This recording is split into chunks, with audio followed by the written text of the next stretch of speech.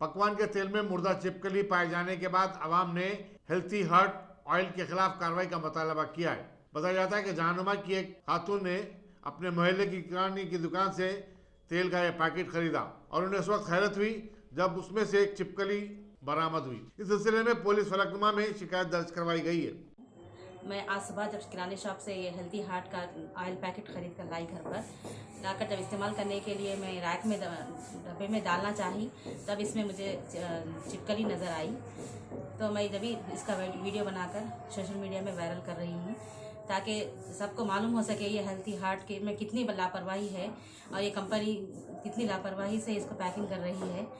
मैं अपने तेलंगाना हुकूमत से दर्दाना अपील करती हूँ कि इसका ऐसे कंपनियों पर नज़र रखें और हमारी जान से जो ना खेल सकें। शुक्रिया।